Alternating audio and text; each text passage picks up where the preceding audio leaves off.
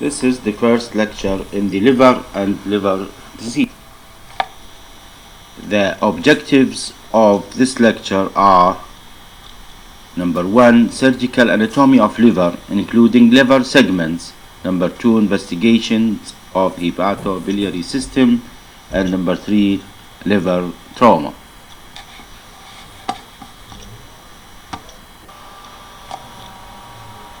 Liver is the largest gland in the body, which is around 1.5 kilogram in its weight.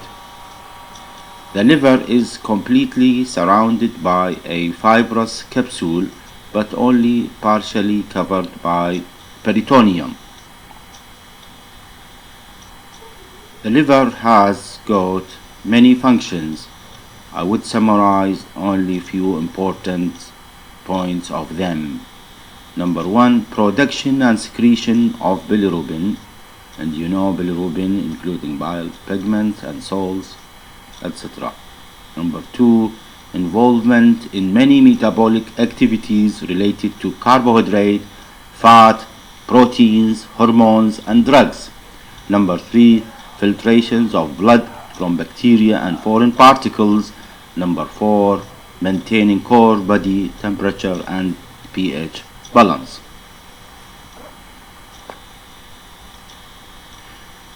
Liver function test is the simplest and main function to test the function of the liver, which is blood test including bilirubin, total, direct and indirect, alkaline phosphatase, AST, aspartate transaminase, ALT, gamma glutamyl transpeptidase, which is called GGT as abbreviation, albumin and prothrombin time. In this slide, I would speak about the liver anatomy. Liver, I am sure most of information about liver anatomy already been given for you in the second year in the anatomy. Anyway, the liver lobes are right and left hepatic lobes, in addition to caudate and quadrate lobe. The important structure in the liver is called porta hepatis, as you could see in this slide and these pictures, and which is called liver hilum. It consists of many important and vital structure like common bile duct, common hepatic duct and right left hepatic ducts, in addition to portal vein and its branches, plus hepatic arteries, lymphatics, and we need to know it very well. The blood supply of the liver, 70% of it comes from portal vein and 30%, around 30% comes from hepatic artery, while the venous drainage of the livers comes directly from the backside of the liver toward the inferior vena cava by right, left and middle hepatic veins. The main structural unit of the liver is liver lobule.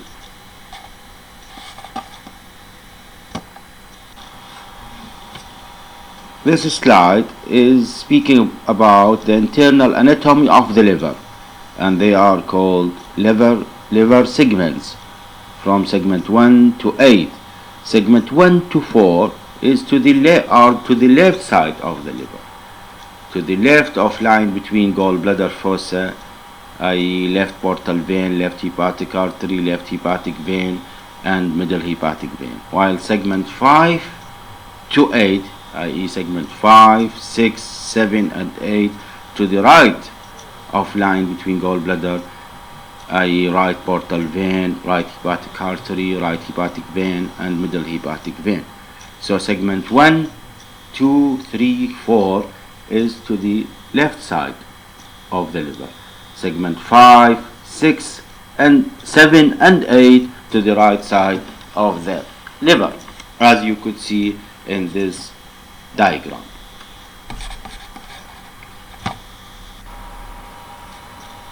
Now, could you please answer the following questions? What are the contents of porta hepatis and what are the surgical benefits of them? Number 2, why we need to know liver segments, which anatomical facts lead to this classification?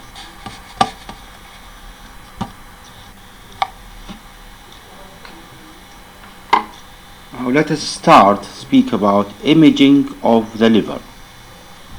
Number 1, ultrasound scan. It is first line test, safe and available. Detect bile duct dilatation, gallstones, liver tumors, liver cyst, and guiding percutaneous liver biopsy. Please have a look to these diagrams in this slide.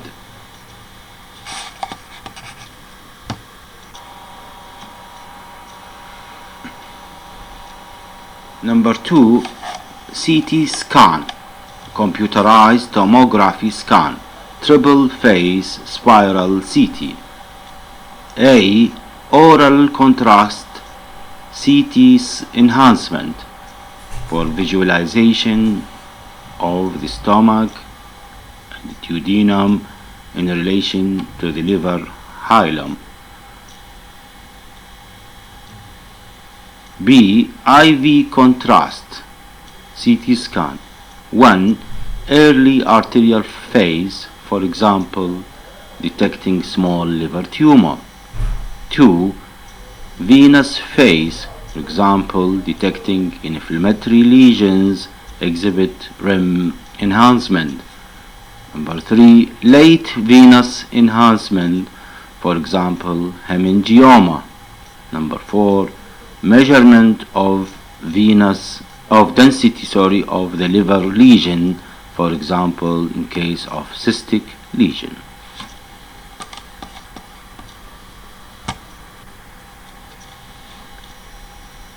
Number 3, MRI, magnetic resonance imaging technique. Indications: A, when IV contrast CT is contraindicated because of allergy. B, MRCP, excellent quality imaging of the biliary tract, non-invasive technique. ERCP or PTC pictures are better than MRCP ones. Number C, MRA, magnetic resonance angiography, to detect hepatic artery, portal vein without the need for arterial cannulation. It is used as an alternative to hepatic angiography.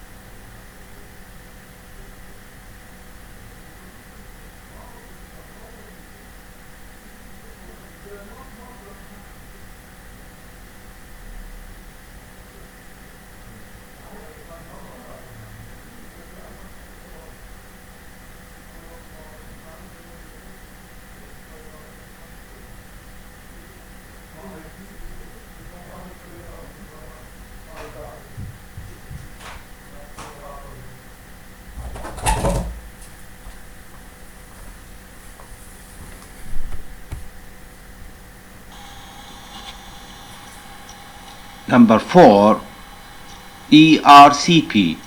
Indications: A, diagnostic, as in 1, obstructive jaundice, or 2, previous imaging suggesting biliary tract abnormalities.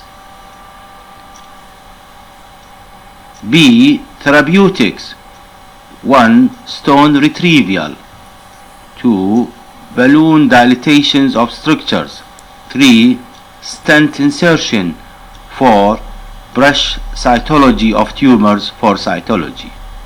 Please have a look to this diagram in this slide.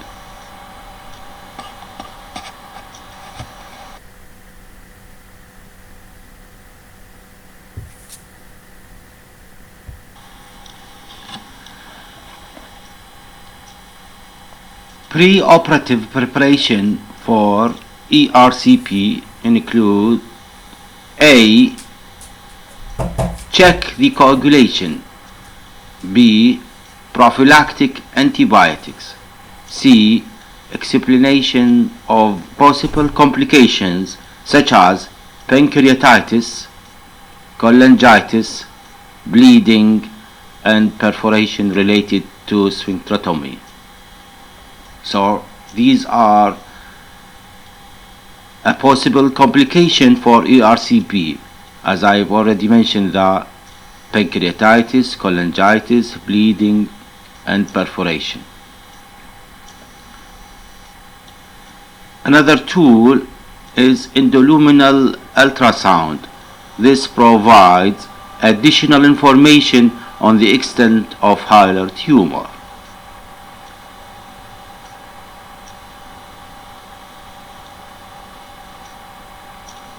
Another imaging technique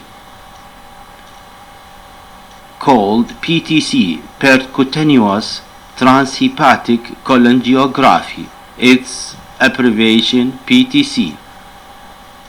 Indications: 1. When ERCP has failed or impossible. So when ERCP failed or impossible, then we need to do PTC.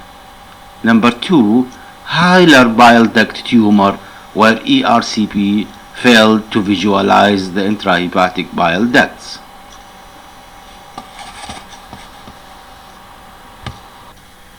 In this slide, we are going to speak about another imaging tool, which is angiography.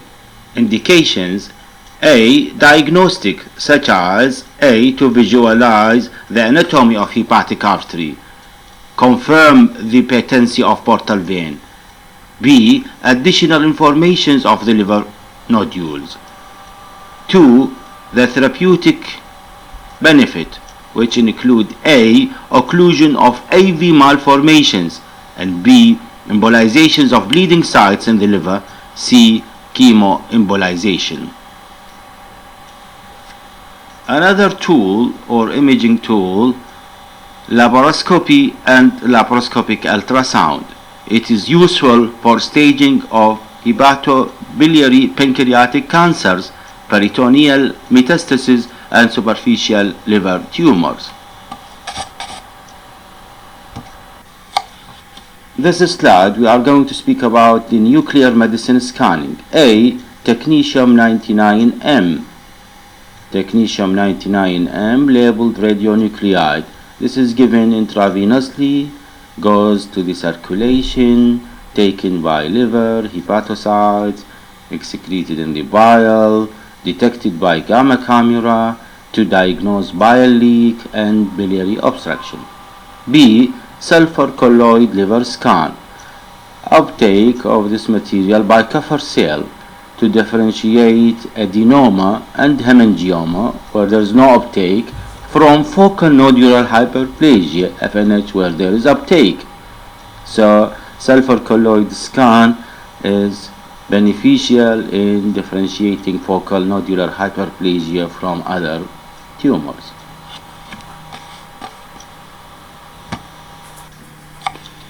This slide shows few questions for trading. In this slide, we are going to speak about important subject, which is liver trauma.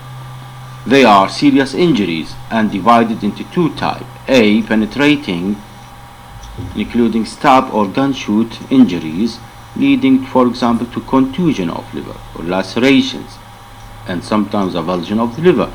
B. Blunt trauma. Diagnosis: A. High suspicions of all lower chest and upper abdomen traumas, stab wounds, penetrating or crushing blunt injuries, plus the patient hemodynamically unstable, pulse rate increase, blood pressure decrease, needs lots of blood transfusion. So this is give hints that very highly suspicious of liver injury. B. Blunt trauma, but patient hemodynamically stable, plus he got tenderness or she got tenderness and gardening, then we need to investigate him or her. 1. Ultrasound, then IV enhanced CT scan of the chest and abdomen. 2. Chest CT scan in order to see the lung parenchyma or sometimes big vessel damage. Number 3, we need to sometimes to do peritoneal lavage, and diagnostic aspirate showing free fluid and hemoperitoneum. And number 4, laparoscopy to see any associated diaphragmatic rupture. Treatment. A. Penetrating injuries include A. Resuscitations, ABC, airway, breathing, and circulation. Put a cannula, prepare blood and give blood, volume replacement, fluid, colloid fluid, O negative blood, blood preparation, chest tube once indicated. B. Then transfer to the operating theater for exploratory laparotomy. In case of blunt trauma, 1. If the blunt trauma was severe blunt trauma, same plan of penetrating. I mean resuscitation and then send patient to theater as above. 2. If the trauma blunt and mild blunt trauma and or patient hemodynamically stable, then send him for imaging as mentioned in the previous slide and then accordingly. Indication to stop conservative treatment. 1. Ongoing blood loss in spite of correction of any underlying coagulopathy. 2. Development of signs of generalized peritonitis. Complications of liver injury. 1. Sudden massive blood loss. 2. Subcapsular or intracapsular hematoma. 3. Liver abscess. 4. Biliary fistula, which is rare. 4. Hepatic artery aneurysms and AV and arteriobiliary fistulae. 5. Occasionally liver failure in extensive trauma. 6. Long-term complications, which are rare like biliary tract structure.